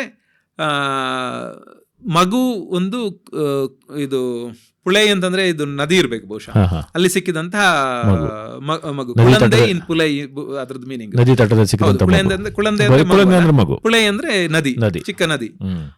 ಕುಳತ್ತು ಪುಳೈ ಅಂತ ಹೇಳ್ಕೊಂಡು ದೇವಸ್ಥಾನ. ಇಲ್ಲಿ ಧರ್ಮಶಾಸ್ತ್ರ ಬಾಲಕನಾಗಿದ್ದಾನೆ, ಚಿಕ್ಕ ಹುಡುಗ. ಅಲ್ಲಿ ದೇವಸ್ಥಾನಕ್ಕೆ ಹೋಗ್ಬೇಕಿದ್ರೆ ನಾವು ಬಗ್ಗಿಕೊಂಡು ಹೋಗ್ಬೇಕು. ಸೊ ಇವೆಲ್ಲ ಶಬರಿಮಲೆ ಸುತ್ತಮುತ್ತಲೇ ಎಲ್ಲ ಅಲ್ಲೇ ಇದಾವೆ, ಅಂದ್ರೆ ಕೇರಳದಲ್ಲಿ, ದಕ್ಷಿಣ ಕೇರಳದಲ್ಲಿ, ಶಬರಿಮಲೆಗಿಂತ ಸ್ವಲ್ಪ ದೂರದಲ್ಲಿ ಇದೆ. ಇದರಲ್ಲಿ ಒಂದೇ ದಿವಸ ದರ್ಶನ ಮಾಡುವಂಥದ್ದು. ಆಕ್ಚುಲಿ ಆರ್ಯಂಗಾವು, ಅಚ್ಚನ್ ಕೋವಿಲ್ ಮತ್ತೆ ಕುಳತ್ತುಬ್ಳೈ ಒಂದೇ ದಿವಸದಲ್ಲಿ ದರ್ಶನ ಮಾಡಬಹುದು, ಮಾಡಿದ್ರೆ ಒಳ್ಳೇದು ಅಂತ ಹೇಳ್ತಾರೆ. ಕುಳತ್ತುಬ್ಳೈಯಲ್ಲಿ ಆ ಬಾಲಕ ಧರ್ಮಶಾಸ್ತ್ರ ಇರುವಂತ, ನನ್ನ ಜೊತೆಗೆ ಮೋಹಿನಿ ಮತ್ತೆ ಶಿವ ಇದ್ದಾರೆ, ತಂದೆ ತಾಯಿ ಇಬ್ರು ಇದ್ದಾರೆ. ಆ ದೇವಸ್ಥಾನಕ್ಕೆ ಹೋದ್ವಿ. ಹರಿಹರ. ಹೌದು. ನಂತರ ಇರತಕ್ಕಂತಹ ದೇವಸ್ಥಾನ ನಾವು ಹೋಗಿದ್ದು ಎರುಮಲೆಗೆ ಹೋದ್ವಿ. ಎರುಮಲೆಯಲ್ಲಿ ಅಲ್ಲಿ ಕೂಡ ಧರ್ಮಶಾಸ್ತ್ರ. ಅಲ್ಲಿ ಧರ್ಮಶಾಸ್ತ್ರ ಅವನು ಇನ್ನು ಬಿಲ್ಲು ಬಾಣ ಇಟ್ಕೊಂಡ್ ಬಿಟ್ಟು ಕಾಡಿಗೆ ಹೊರಟಂತಹ ಧರ್ಮಶಾಸ್ತ್ರ ಇರುವಂತದ್ದು. ಆ ನಂತರ ನಾವು ಹೋಗಿದ್ದು ಶಬರಿಮಲೆ ಆಜ್ಞಾ ಚಕ್ರವನ್ನು ಆಕ್ಟಿವೇಟ್ ಮಾಡುವಂತಹ ಸ್ಥಳ, ಇದು ಕ್ಷೇತ್ರ. ಸೊ ಈ ಎಲ್ಲ ಕ್ಷೇತ್ರವನ್ನು ನಾವು ದರ್ಶನ ಮಾಡಿ ಆ ನಂತರ ಶಬರಿಮಲೆಗೆ ಹೋದ್ವಿ. ಆಕ್ಚುಲಿ ಒಂದು ನಂಬಿಕೆಯ ಪ್ರಕಾರ ನಾವು ಇದೇ ಆರ್ಡರ್ ಅಲ್ಲಿ ನಾವು ದರ್ಶನ ಮಾಡಬೇಕು ಅಂತ ಇದೆ. ಅಂದ್ರೆ ನಮ್ಮ ಚಕ್ರಗಳು ಮೂಲಾಧಾರದಿಂದ ಹಿಡಿದು ಮಣಿಪುರ, ಅನಾಹತ, ವಿಶುದ್ಧಿ, ಹಾಗೆ ಇದು ಆಜ್ಞಾಚಕ್ರ, ಆಜ್ಞಾಚಕ್ರ. ಆಮೇಲೆ ಸಹಸ್ರಾರ ಚಕ್ರಕ್ಕೆ ಇರತಕ್ಕಂತ ಕ್ಷೇತ್ರ ಕಾಂತಮಲೆ. ಅದು ಎಲ್ಲಿದೆ ಎಂಬುದಾಗಿ ಗೊತ್ತಿಲ್ಲ. ತುಂಬಾ ಜನ ಇದು ಅಲ್ಲಿ ಪೊನ್ನಂಬಲ ಮೇಡು ಇದೆ. ಶಬರಿಮಲೆಯಲ್ಲಿ ನೀವು ಜ್ಯೋತಿ ಏನು ಆಗುತ್ತೆ, ಆ ಮಕರ ಜ್ಯೋತಿ ಕಾಣುವಂತಹ ಜಾಗ ಪೊನ್ನಂಬಲ ಮೇಡು. ಆದ್ರೆ ಪೊನ್ನಂಬಲ ಮೇಡುವೆ ಕಾಂತಮಲೆ ಅಂತ ಬಹಳಷ್ಟು ಜನ ಹೇಳ್ತಾರೆ. ಆದ್ರೆ ನಾನು ಕಂಡುಕೊಂಡ ಮಾಹಿತಿ ಪ್ರಕಾರ ಪೊನ್ನಂಬಲ ಮೇಡು ನಮ್ಗೆ ಕಾಣ್ತದೆ, ಕಾಂತ ಮಲೆ ಎಲ್ಲಿದೆ ಅಂತ ನಮ್ಗೆ ಗೊತ್ತಿಲ್ಲ. ಅಲ್ಲಿ ಪರಶುರಾಮರು ಧರ್ಮಶಾಸ್ತ್ರವನ್ನು ಸ್ಥಾಪನೆ ಮಾಡಿದ್ದಾರೆ, ಅವನು ತಪಸ್ಸಿಗೆ ಕುಳಿತಂತಹ ಜಾಗ. ಆದ್ರೆ ಆ ಜಾಗ ಎಲ್ಲಿದೆ ಎಂಬುದು ಯಾರಿಗೂ ಗೊತ್ತಿಲ್ಲ, ಯಾರಿಗೂ ಹೋಗ್ಲಿಕ್ಕೂ ಸಾಧ್ಯ ಇಲ್ಲ. ಅಲ್ಲಿಗೆ ಹೋದ್ರೆ ಸಹಸ್ರಾರ ಓಪನ್ ಆಗುತ್ತೆ, ಬಹುಶಃ ಸಹಸ್ರಾರ ಚಕ್ರ ಇದಾಗೋದು ಅಷ್ಟು ಸುಲಭ. ಹಾಗಾಗಿ ಅದು ಎಲ್ಲಿದೆ ಅಂತ ಯಾರಿಗೂ ಗೊತ್ತಿಲ್ಲ. ಕಾಂತಮಲೆ ಎಂಬ ಹೆಸರು ಕಾಂತಮಲೆ ಅಂತ ಹೇಳ್ತಾರೆ. ಸೊ ಇದು ಬೇರೆ ಬೇರೆ ಕ್ಷೇತ್ರಗಳು. ಇದೆಲ್ಲವೂ ಇವರು ಪರಶುರಾಮರು ಸ್ಥಾಪನೆ ಮಾಡಿದ್ದು. ಆರ್ಯಂಗಾವು, ಅಚ್ಚನ್ ಕೋವಿಲ್, ಕುಲತ್ತುಪುಲೈ, ಆ ನಂತರ ಶಬರಿಮಲೆ, ಕಾಂತಮಲೆ, ಈ 5 ಕ್ಷೇತ್ರಗಳು ಪರಶುರಾಮರು ಸ್ಥಾಪನೆ ಮಾಡಿದ ಧರ್ಮಶಾಸ್ತ್ರ ಕ್ಷೇತ್ರಗಳು, ಅಯ್ಯಪ್ಪ ಕ್ಷೇತ್ರಗಳು. ಅದರಲ್ಲಿ ಮಣಿಕಂಠನದ್ದು ಕನೆಕ್ಟ್ ಇರುವಂತದ್ದು ಶಬರಿಮಲೆಗೆ ಮಾತ್ರ. ಓಕೆ. ನೋಡಿ, ಒಂದು ಅಯ್ಯಪ್ಪನ ಕಥೆಯ ಹಿಂದೆ ಎಷ್ಟೊಂದು ವಿಸ್ತಾರವಾಗಿ ಎಷ್ಟೊಂದು ಮಾಹಿತಿಗಳು, ಯಾರಿಗೂ ಕೂಡ ಗೊತ್ತಿಲ್ಲದೆ ಇರುವಂತಹ ಮಾಹಿತಿಗಳಿವು. ಈಗ ಅಯ್ಯಪ್ಪನ ಕಥೆಗೆ ಬರೋದಾದ್ರೆ, ನಾನು ಹೇಳಿದಾಗೆ ತಾವು ಉತ್ತಮ ಪುರುಷದಲ್ಲಿ ಅದನ್ನ ವರ್ಣಿಸಿದ್ದೀರಿ. ಅಯ್ಯಪ್ಪ ಡಕಾಯಿತನನ್ನ ಸೋಲಿಸ್ಲಿಕ್ಕೆ ಹೋಗಿರ್ತಾನೆ, ಅಲ್ಲಿಂದ ಪ್ರಾರಂಭವಾಗುತ್ತೆ. ತನ್ನ ಆನೆ ಮೇಲೆ ಬರುವಾಗ ಯಾರೋ ಒಬ್ನು ಡಂಗುರ ಸಾರದನ್ನು ಕೇಳ್ತಾನೆ, ಹುಲಿಯ ಹಾಲಿನ ಮೇವು ಬೇಕು ಅಂತೇಳಿ. ಯಾಕಂದ್ರೆ ಪಂದಳದ ರಾಜ್ಕುಮಾರ್ ಅಂತ ಗೊತ್ತು ಅಯ್ಯಪ್ಪ, ರಾಜಶೇಖರ ವರ್ಮನ ಮಗ ಅಂತ ಗೊತ್ತು. ಆ ಅಯ್ಯಪ್ಪನ ಕಥೆಯನ್ನೇ ಸರ್ ಸ್ವಲ್ಪ ವಿಸ್ತಾರವಾಗಿ ನಮ್ಮ ಎಲ್ಲ ಕೇಳುಗರಿಗೋಸ್ಕರ, ವೀಕ್ಷಕರಿಗೋಸ್ಕರ ಅದು ಸ್ವಲ್ಪ ನೀವು ಬರೆದ ಹಾಗೆ ಸ್ವಲ್ಪ ವಿವರಿಸೋಕೆ ಸಾಧ್ಯನಾ? ರೈಟ್. ಈ ಶೌರ್ಯಮಲೆ ಅಯ್ಯಪ್ಪನ ಪುಂಗಾವನ ಓದುವಾಗ ನಾವು ಸಾಧಾರಣವಾಗಿ ತಿಳಿದುಕೊಂಡಂತಹ ಅಯ್ಯಪ್ಪನ ಕಥೆಯ ಜೊತೆಗೆ ಬಹಳಷ್ಟು ಮಾಹಿತಿಗಳು ಖಂಡಿತವಾಗಿ. ಯಾಕಂದ್ರೆ ನಾವು ಒಂದು ಫಿಲ್ಮ್ ಅಲ್ಲಿ ನೋಡಿರೋದಾಗ್ಲಿ ಅಥವಾ ಯಕ್ಷಗಾನವಾಗ್ಲಿ, ಕತೆ ಪುಸ್ತಕದಲ್ಲಾಗ್ಲಿ, ಅದೊಂದು ಲೀನಿಯರ್ ಸ್ಟೋರಿ, ಅದರಲ್ಲಿ ತುಂಬಾ ಮಿತ್ ಕೂಡ ಇದೆ, ಮತ್ತೊಂದು ಸರಳ ರೇಖೆಯಲ್ಲಿ ಹೋಗುವಂತಹ ಕಥೆ. ಆದ್ರೆ ಇಲ್ಲಿ ಪ್ರತಿಯೊಂದು ಹೆಜ್ಜೆಗೂ ಕೂಡ ಅದಕ್ಕೊಂದು ಅರ್ಥ ಇದೆ. ಅವ್ನು ಯಾಕೆ ಹಾಗೆ ಮಾಡದ ಅನ್ನೋದಕ್ಕೆ ಅದಕ್ಕೊಂದು ವಿವರಣೆ ಇದೆ, ಅದ್ರ ಹಿಂದೆ ಒಂದು ಲಾಜಿಕ್ ಇದೆ ಅಥವಾ ಅದಕ್ಕೊಂದು ಭಾವನೆ ಇದೆ ಪ್ರತಿಯೊಂದು ಹೆಜ್ಜೆಗೂ ಕೂಡ. ಹಾಗಾಗಿ ಈ ಕಥೆ ನಮಗೆ ಸಂಪೂರ್ಣವಾಗಿ ಹೊಸ ರೀತಿಯ ಕಥೆ ಆಗಿ ನಮ್ಮ ಎದುರಿಗೆ ಅನಾವರಣ ಆಗುತ್ತೆ. ಸೊ ಹಾಗಾಗಿ ನೀವೇ ಅದನ್ನ ವಿವರಣೆ ಮಾಡಿದ್ರೆ ಒಳ್ಳೇದು. ಈಗ ನಾನು ಆಗ ಹೇಳಿದಾಗೆ ಶಬರಿಮಲೆಗೆ ನಾನು ಬಹಳಷ್ಟು ಸಲ ಹೋದಾಗ ಒಂದು ಜಿಜ್ಞಾಸೆ ಯಾವಾಗ್ಲಿತ್ತು, ಧರ್ಮಶಾಸ್ತ್ರ ಯಾರು, ಅಯ್ಯಪ್ಪ ಯಾರು, ಮಣಿಕಂಠ ಯಾರು ಎಂಬ ಒಂದು ಪ್ರಶ್ನೆ. ಮಣಿಕಂಠನ ಬಗ್ಗೆ ನಾವು ಮೂವಿಗಳಲ್ಲಿ ನೋಡಿದ್ದೇವೆ. ಪಂದಳದ ರಾಜನಿಗೆ ಕಾಡಿನಲ್ಲಿ ಸಿಕ್ಕಂತಹ ಪಂಪಾ ನದಿ ತೀರದಲ್ಲಿ ಸಿಕ್ಕಂತಹ ಮಗು ತನ್ನ ಅರಮನೆಗೆ ತರ್ತಾನೆ. ಆ ನಂತರ ಅವನಿಗೆ ಸ್ವಂತ ಮಗು ಆಗುತ್ತೆ. ಆ ನಂತರ ಅವನ ಹೆಂಡತಿಗೆ ಮತ್ಸರ ಆಗಿ, ಅಂದ್ರೆ ಈ ಪಂದಳದ ರಾಜಪೀಠ ಇವನಿಗೆ ಮಣಿಕಂಠನಿಗೆ ಹೋಗುತ್ತೆ ಎಂಬಂತಹ ಒಂದು ಮತ್ಸರದಿಂದ ಏನ್ ಮಾಡ್ತಾನೆ, ಹುಲಿಯ ಹಾಲು ಬೇಕು ಅಂತ ಹೇಳಿ ಒಂದು ಉದರಶೂಲೆಯ ಒಂದು ನೆಪ ಹೇಳಿಕೊಂಡು ಕಾಡಿಗೆ ಹೋಗ್ತಾನೆ. ಕಾಡಿಗೆ ಹೋದಂತಹ ಮಣಿಕಂಠ ಅಲ್ಲಿ ಹೋಗಿ ಮಹಿಷಿಯನ್ನು ಬರುವಾಗ ಹುಲಿಯ ಮೇಲೆ ಏರಿಕೊಂಡು ಬರ್ತಾನೆ. ಬಂದಾಗ ಇಲ್ಲಿ ರಾಜಶೇಖರನಿಗೆ ಗೊತ್ತಾಗುತ್ತೆ ತನ್ನ ಮಗ ಮಣಿಕಂಠ ಆತನು ಹರಿಹರ ಪುತ್ರ ಎಂಬುದಾಗಿ. ಆ ಹರಿಹರ ಪುತ್ರ ಅಲ್ಲಿ ಮತ್ತೆ ನಾನು ಪಂದಳದಲ್ಲಿ ಇರುವುದಿಲ್ಲ, ನಾನು ಇರುವುದಕ್ಕೆ ಶಬರಿಮಲೆಯಲ್ಲಿ ವ್ಯವಸ್ಥೆ ಮಾಡಿಕೊಡ್ಬೇಕು ಅಂತ ಹೇಳ್ಕೊಂಡು ಬಾಣ ಪ್ರಯೋಗ ಮಾಡ್ತಾನೆ. ಅದರ ಮಧ್ಯೆ ಏನಾಗ್ತದೆ ಅಂದ್ರೆ ಒಬ್ಬ ಈ ಮಹಿಷಿ ಸತ್ತಾಗ, ಮಹಿಷಿಗೆ ಮೋಕ್ಷ ಆದಾಗ ಅಲ್ಲಿ ಒಂದು ಕನ್ಯೆ ಪ್ರತ್ಯಕ್ಷ ಆಗ್ತಾಳೆ, ಅಂದ್ರೆ ಶಾಪಗ್ರಸ್ತೆ. ಅವಳು ಮಣಿಕಂಠನ ಹತ್ರ ಕೇಳ್ತಾಳೆ, ನನಗೆ ನಿನ್ನ ಮೇಲೆ ಇಷ್ಟ ಆಗಿದೆ, ನೀನು ನನ್ನ ಮದುವೆ ಆಗ್ಬೇಕು ಅಂತ. ಆಗ ಮಣಿಕಂಠ ಹೇಳ್ತಾನೆ, ನಾನು ಶಬರಿಮಲೆಯಲ್ಲಿ ನೆಲೆಸ್ತೇನೆ, ಎಲ್ಲಿಯ ತನಕ ನನಗೆ ಕನ್ನಿಸ್ವಾಮಿಗಳು ಅಂದ್ರೆ ಫಸ್ಟ್ ಟೈಮ್ ಶಬರಿಮಲೆಗೆ ಬರುವವರು ಬರೋದಿಲ್ವೋ ಆ ವರ್ಷ ನಾನು ನನ್ನ ಮದುವೆ ಆಗ್ತೇನೆ ಎಂಬುದಾಗಿ ಅವಳು ಕಾಯುತ್ತಾ ಕೂತ್ಕೊಂಡಿದ್ದಾಳೆ. ಹಾಗಾಗಿ ಅಲ್ಲಿದ್ದಂತಹ ಮಾಲಿಗಪುರತಮ್ಮ ಏನಿದ್ದಾರೆ ಅದು ಮಹಿಷಿ ಇದು ಈ ಋಷಿಪತ್ನಿ ಕಾಯುವಂತಹ ಜಾಗ ಎಂಬುದಾಗಿ ಒಂದು ಮಿತ್, ಆ ಒಂದು ತಪ್ಪು ಕಲ್ಪನೆಯ ಕಥೆಯನ್ನು ನಿಮಗೆ ಸಿನಿಮಾದಲ್ಲಿ ತೋರಿಸಿದ್ದಾರೆ. ಅದು ಕನ್ನಡದಲ್ಲಿ ಅಲ್ಲ, ಮಲಯಾಳಂನಲ್ಲಿ ಕೂಡ ಅದೇ ಕಥೆ ಇರುವಂತ ತೋರಿಸಿದ್ದಾರೆ. ಆದ್ರೆ ಅದು ಸತ್ಯ ಅಲ್ಲ. ಆ ಸತ್ಯ ಶೋಧನೆ ಮಾಡ್ತಾ ಹೋದಾಗ ನನಗೆ ಬಹಳಷ್ಟು ವಿಷಯಗಳು ಇದರ ಬಗ್ಗೆ ಸಿಕ್ತು ನನಗೆ. ಅದೆಲ್ಲ ವಿಷಯಗಳು ಜೊತೆಗೆ ನಾವು ದೊಡ್ಡ ಪಾದ ಕೆಲವರು ಮಾಡಿದಾಗ ಅವರಿಗೆ ಕರಿಮಲೆ ಅಂತ ಗೊತ್ತಿರುತ್ತೆ. ಕರಿಮಲೆ, ಆಮೇಲೆ ಇಂಜಿಪಾರ ಮಲೆ, ಉಡುಂಬಾರ ಮಲೆ, ಈ ತರ ಒಂದು 5-6 ಅಲ್ಲಿ ಕೋಟೆಗಳೆಲ್ಲ ಸಿಗುತ್ತೆ. ಅಲ್ಲೆಲ್ಲ ಅವಶೇಷಗಳಿದೆ. ಆ ದೊಡ್ಡ ಪಾದ ಮಣಿಕಂಠ ಹೋದ ಜಾಗ ಅಂತ ಹೇಳ್ತಾರೆ. ಎಲ್ಲ ಮುಗಿಸ್ಕೊಂಡು ಆಮೇಲೆ ಶಬರಿಮಲೆಗೆ ಬರ್ತಾನೆ ಎಂಬುದಾಗಿ ಕೆಲವರಿಗೆ ಗೊತ್ತಿದೆ, ಹೆಚ್ಚಿನವ್ರಿಗೆ ಗೊತ್ತಿಲ್ಲ, ಕೆಲವರಿಗೆ ಗೊತ್ತಿದೆ. ಅದರ ಹಿಂದೆ ಕೂಡ ಮಣಿಕಂಠನ ಕಥೆ ಇದೆ. ಈ ಕಥೆ ಬಗ್ಗೆ ಎಲ್ಲೂ ಪ್ರಸ್ತಾಪ ಇಲ್ಲ. ನನಗೆ ಅದರ ಬಗ್ಗೆ ಫಸ್ಟ್ ಟೈಮ್ ನನಗೆ ಸಿಕ್ಕಿದ್ದು, ನಾನು ಮಲಯಾಳಮದ್ದು ಓದ್ತಾ ಇದ್ದೆ. ಅಷ್ಟೊತ್ತಿಗೆ ನನಗೆ ಒಂದಷ್ಟು ಮಾಹಿತಿಗಳು ವಿ ಮಾಧವನ್ ನಾಯರ್ ಅವರ ಒಂದು ಪುಸ್ತಕ ಇದೆ, ಲಾರ್ಡ್ ಅಯ್ಯಪ್ಪ ಆಫ್ ಶಬರಿಮಲೆ ಎಂಬುದಾಗಿ. ಇದರಲ್ಲಿ ಅದರ ಬಗ್ಗೆ ಒಂದಷ್ಟು ಡೀಟೇಲ್ಸ್ ಕೊಟ್ಟಿದ್ರು ನನಗೆ. ಆಕ್ಚುಲಿ ಈ ಪುಸ್ತಕ ಕೂಡ ಒಂದು ಆಧಾರ ಕೃತಿ ಆಗಿದೆ. ಮಾಧವನ್ ನಾಯರ್ ಅವರು. ಅದೇ ರೀತಿ ಶ್ರೀಭೂತನಾಥ ಉಪಾಖ್ಯಾನ ಎಂಬುದಾಗಿ ಇದೆ. ಇದು ಆಕ್ಚುಲಿ ಶಬರಿಮಲೆಯ ಬಗ್ಗೆ, ಅಯ್ಯಪ್ಪನ ಬಗ್ಗೆ ಮಾಹಿತಿ ಇರತಕ್ಕಂತಹ, ಇದು ಮಲಯಾಳಮಲ್ಲಿದೆ. ಆಮೇಲೆ ಇದನ್ನು ಶ್ರೀ ವಿ ಅರವಿಂದ ಸುಬ್ರಹ್ಮಣ್ಯವರು ಬರೆದಿದ್ದಾರೆ. ಇದು ಭೂತನಾಥನ ಚರಿತ್ರೆ. ಸೊ ಶೌರ್ಯಮಲೆ ಇದೆಲ್ಲದರ ಆ ಒಂದು ಎಸೆನ್ಸ್ ಅನ್ನು ಕ್ಯಾಪ್ಚರ್ ಮಾಡಿಕೊಂಡು ಬರೆದಂತಹ ಪುಸ್ತಕ. ಕಾಪಿ ಅಲ್ಲ, ಎಸೆನ್ಸ್ ಅನ್ನು ಕ್ಯಾಪ್ಚರ್ ಮಾಡಿಕೊಂಡು ಬರೆದಂತಹ ಪುಸ್ತಕ ಶೌರ್ಯಮಲೆ. ಇನ್ನೊಂದು 2-3 ಪುಸ್ತಕಗಳಿದೆ, ನಾನು ತಂದಿಲ್ಲ. ಸೊ ಇದು 2-3 ಪುಸ್ತಕಗಳು ನನ್ನ ರೆಫರೆನ್ಸ್ ಪುಸ್ತಕ ಅಂತ ಹೇಳ್ಬಹುದು. ಸೊ ಈ ಕತೆ ಎಸೆನ್ಸ್ ಏನಂತಂದ್ರೆ, ಪ್ರಥಮ ಪುರುಷದಲ್ಲಿ ಉತ್ತಮ ಪುರುಷದಲ್ಲಿ ಹೇಳಿದೆ ಅಂದ್ರೆ ಮಣಿಕಂಠ ತನ್ನ ಕಥೆ ಹೇಳಿಕೊಂಡು ಹೋಗ್ತಾನೆ. ಅದು ವಾವರನ ಜೊತೆಗೆ ಯುದ್ಧ ಇರ್ಬೋದು, ವಾವರ ಸೋತಾಗ ಅವನಿಗೆ ಜ್ಞಾನೋದಯವಾಗುವಂಥದ್ದು. ಆಮೇಲೆ ಅವನ ಅರಮನೆಗೆ ಹೋದಾಗ ಅರಮನೆಯಲ್ಲಿ ಅವನ ತಾಯಿ ಉದರ ವೇದನೆ ಅಂತ ಹೇಳ್ಕೊಂಡು ಮಲಗಿದಂತ ಸಂದರ್ಭ ಮಣಿಕಂಠ ಹೇಳ್ತಾನೆ, ನಾನೇ ಕಾಡಿಗೆ ಹೋಗಿ ಹುಲಿಯ ಹಾಲನ್ನು ತರ್ತೇನೆ ಎಂಬುದಾಗಿ. ರಾಜಶೇಖರ ಅದಕ್ಕೆ ಒಪ್ಪುವುದಿಲ್ಲ.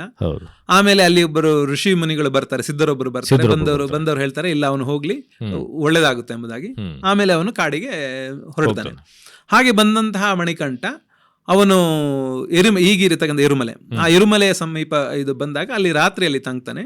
ತಂಗಿದಂತ ಅವನಿಗೆ ನೈಟ್ ಅಲ್ಲಿ ಫ್ಲಾಶ್ ಬ್ಯಾಕ್ ಅಲ್ಲಿ ಒಂದಷ್ಟು ಮಾಹಿತಿಗಳನ್ನು ನಾನು ಕನೆಕ್ಟ್ ಮಾಡ್ಕೊಂಡು ಹೋಗಿದ್ದೀನಿ ಇದು ಕತೆಗೆ.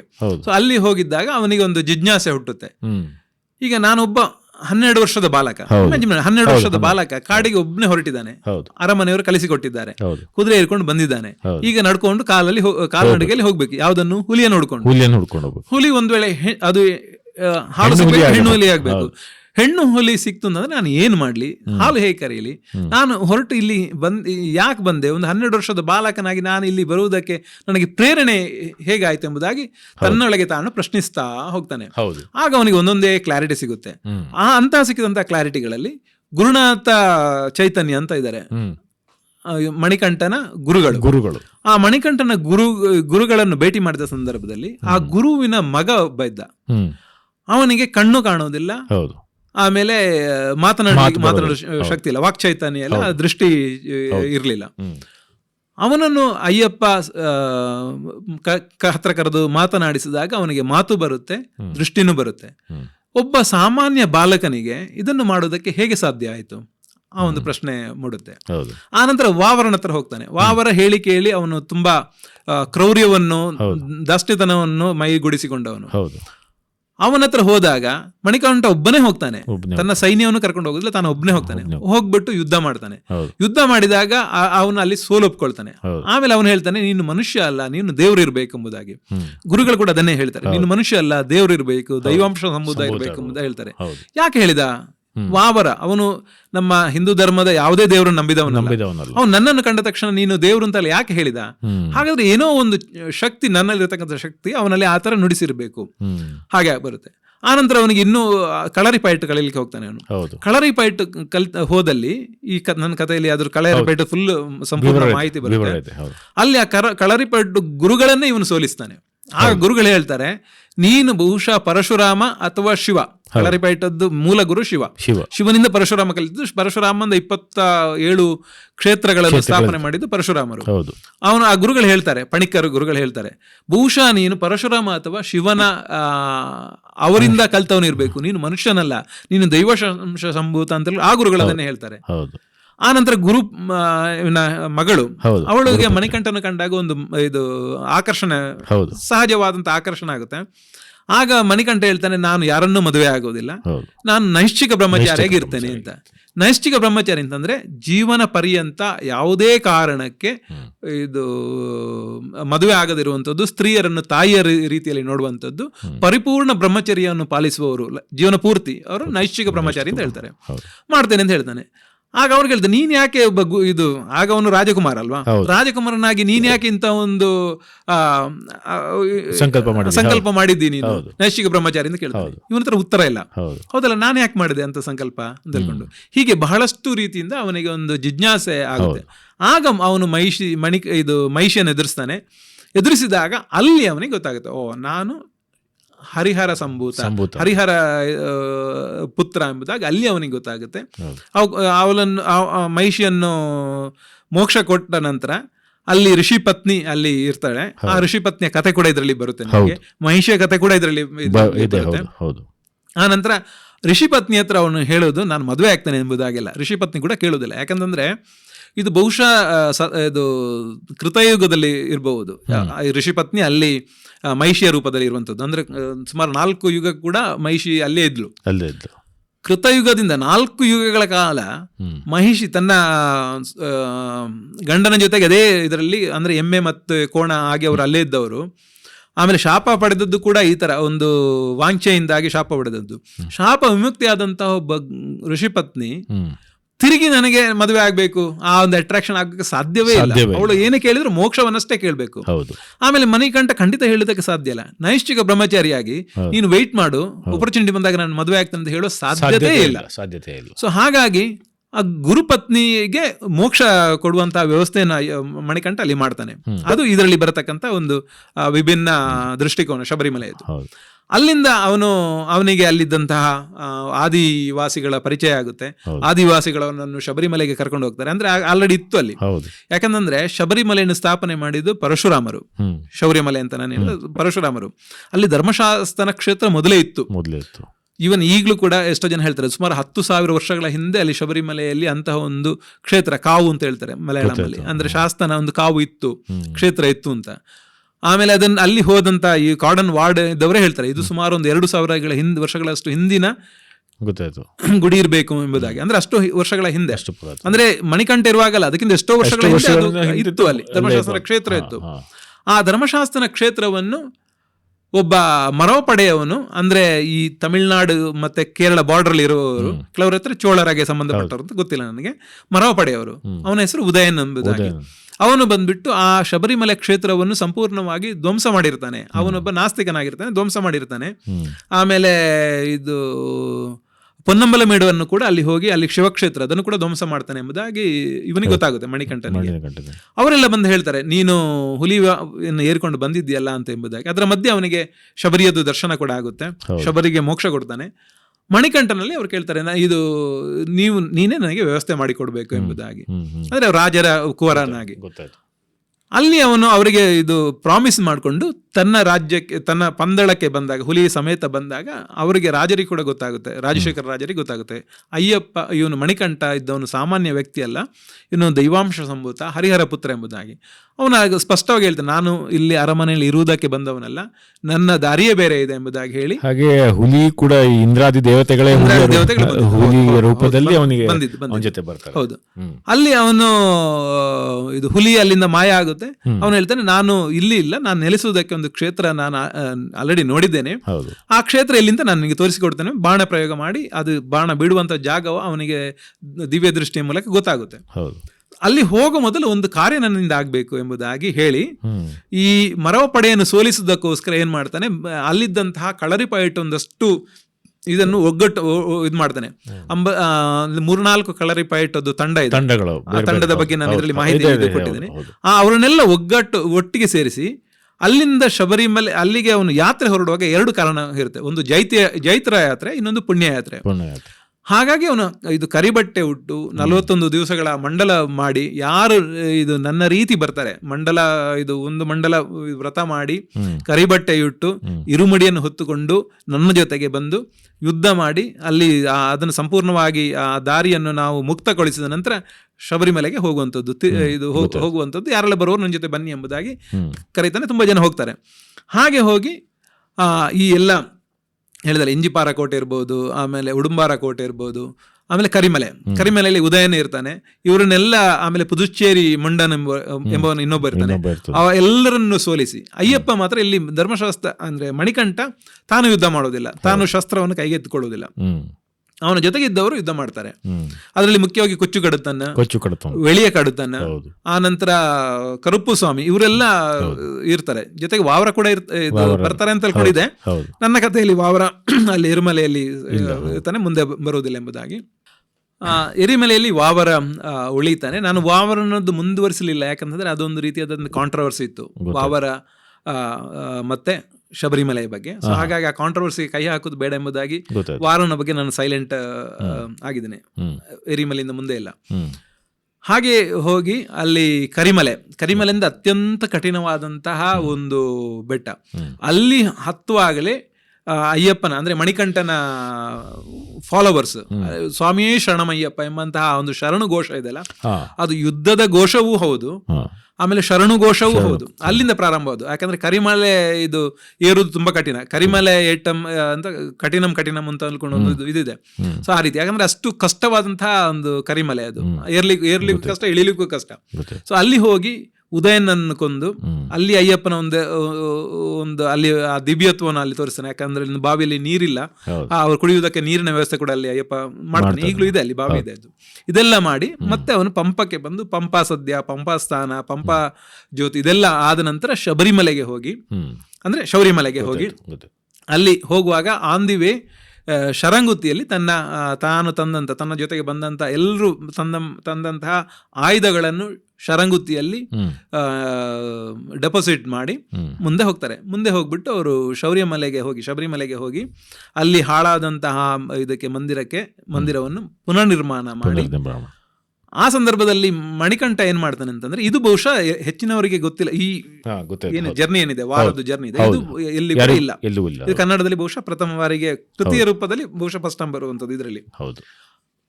ಮಣಿಕಂಠ ಏನ್ ಮಾಡ್ತಾನೆ, ಅವನು ಹೋಗ್ಬಿಟ್ಟು ಮಣಿಮಂಟಪದಲ್ಲಿ ಧ್ಯಾನಕ್ಕೆ ಕುಳಿತುಕೊಳ್ತಾನೆ.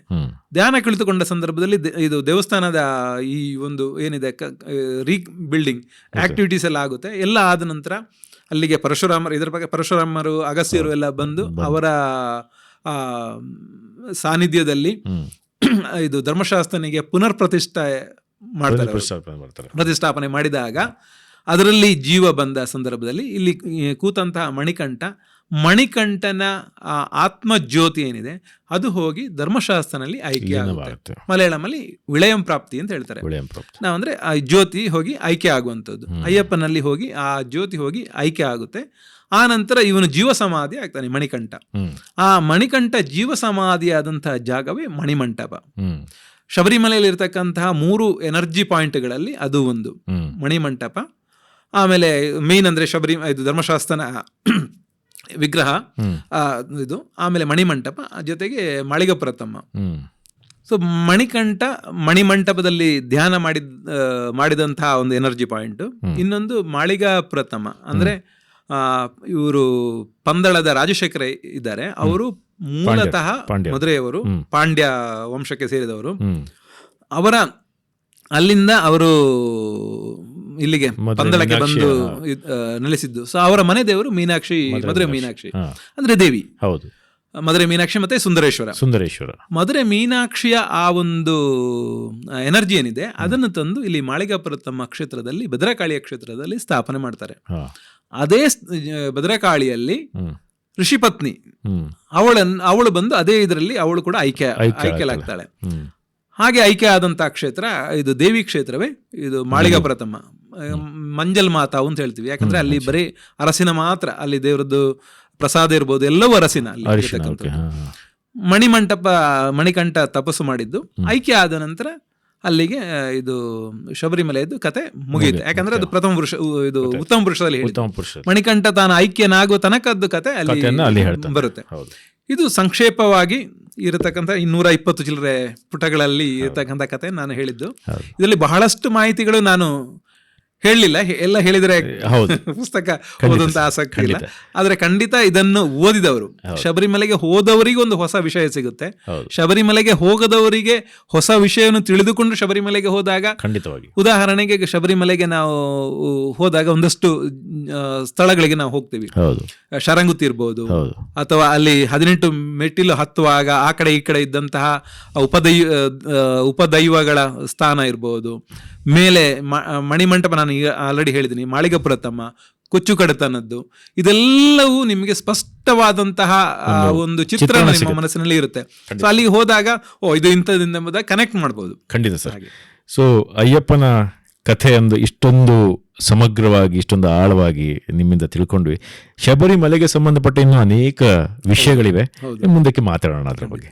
ಸೊ ಇಷ್ಟೊತ್ತು ರಮೇಶ್ ಶೆಟ್ಟಿಗಾರ್ ಮಂಜೇಶ್ವರ್ ಸರ್ ಜೊತೆ ಶಬರಿಮಲೆಯನ್ನ, ಅಯ್ಯಪ್ಪನನ್ನ ಒಂದು ಹೊಸ ದೃಷ್ಟಿಕೋನದಲ್ಲಿ ನಾವು ನೋಡಿದ್ವಿ, ಅವನ ಕಥೆಯನ್ನು ತಿಳ್ಕೊಂಡ್ವಿ. ಆದರೆ ಇದು ಇಷ್ಟಕ್ಕೆ ಮುಗಿಯೋದಿಲ್ಲ. ಶಬರಿಮಲೆಗೆ, ಅಯ್ಯಪ್ಪನಿಗೆ ಸಂಬಂಧಪಟ್ಟ ಎಷ್ಟೋ ವಿಷಯಗಳು, ನಮ್ಮೆಲ್ಲರ ಮನಸ್ಸಿನಲ್ಲಿರುವ ಪ್ರಶ್ನೆಗಳು ಅಥವಾ ಕೌತುಕಗಳು, ಇವೆಲ್ಲದಕ್ಕೂ ರಮೇಶ್ ಶೆಟ್ಟಿಗಾರ್ ಅವರು ಉತ್ತರಿಸ್ತಾರೆ ನಮ್ಮ ಮುಂದಿನ ಸಂಚಿಕೆಯಲ್ಲಿ. ನಮಸ್ಕಾರ.